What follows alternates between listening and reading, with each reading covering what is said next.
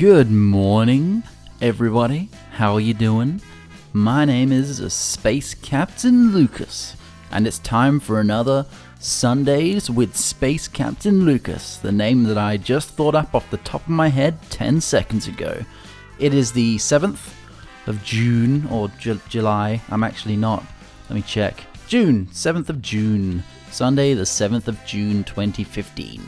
And today, there's only really one thing that we can talk about, and that is the Fallout 4 trailer.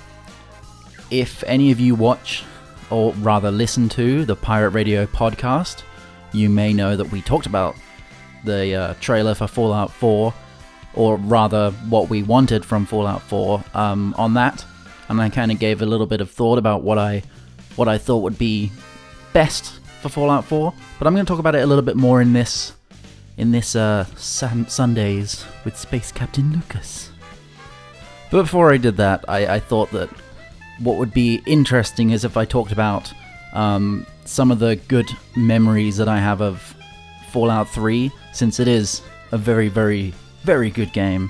I don't think you can deny that it's a great game. I think the only shortcoming that it had was that it was completely based off the Oblivion engine, which was a horrible, horrible engine, and frankly had no place in Fallout 3, but that's just the shortcoming that came of it, really. Other than that, it was a great game. I think some of the memories that stood out most for me in that game was the fact that pretty much everything was open. It was a kind of... I don't think a game had come out for a while other than Oblivion that was as open as that game, so it was really nice to see a game where you could basically go everywhere. And on top of that, it had some really good, solid DLC that I think a lot of, modern games just don't live up to.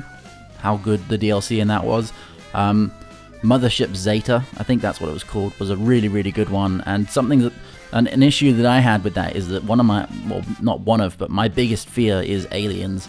Not just any aliens, but the typical, grey looking aliens, and that game was full of, not that game, but that DLC was full of it, especially the abomination things, the creatures that are like half and half and just scream at you. Those things terrified the life out of me, and I made a vlog, years ago now, when I was playing that game, and playing that DLC rather, and I recorded footage because I was just so distraught about the aliens that I just no-clipped through the level and just went straight to the exit. That's how much I hated that part of that level. I think another good thing about the game was the fact that leveling up was quite organic.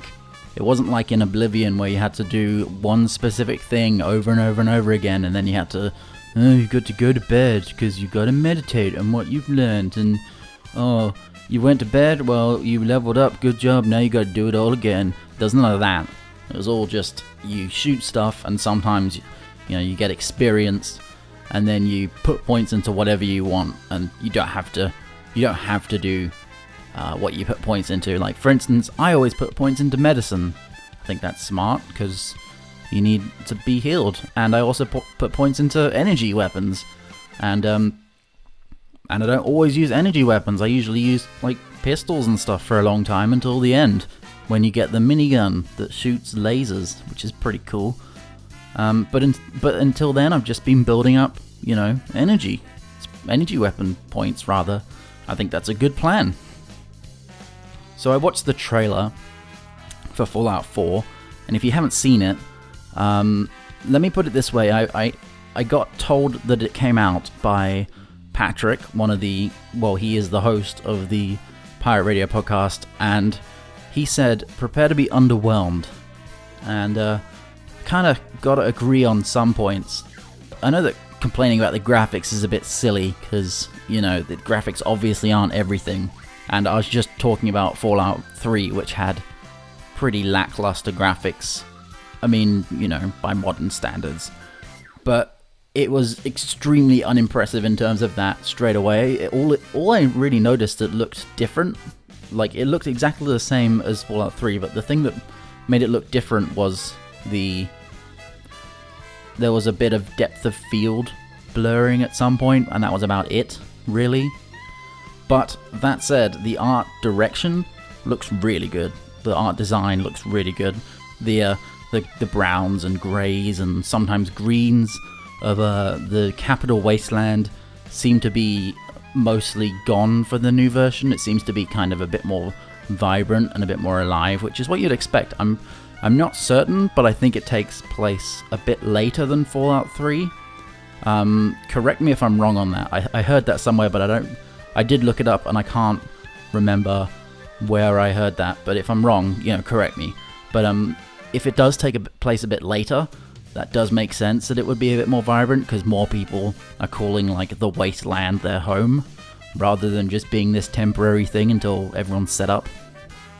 I guess you could say that New Vegas was like that too, but I think that was a bit of an exception, because from what I know about the story, no one really cared back in New Vegas that everything was destroyed. They just kind of kept going on with their life.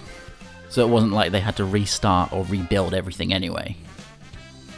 It's set in Boston, apparently, and that's funny because I wouldn't expect it to be anywhere other than America, because the whole story was that America got ravaged by nuclear war, basically. Like, why would it be in any other country? But it's funny, like, they have all these different places. They got Boston and Pittsburgh was one of the DLCs, and of course they had the Capital Wasteland. And it's funny because, like, I don't know the difference between the cities, really.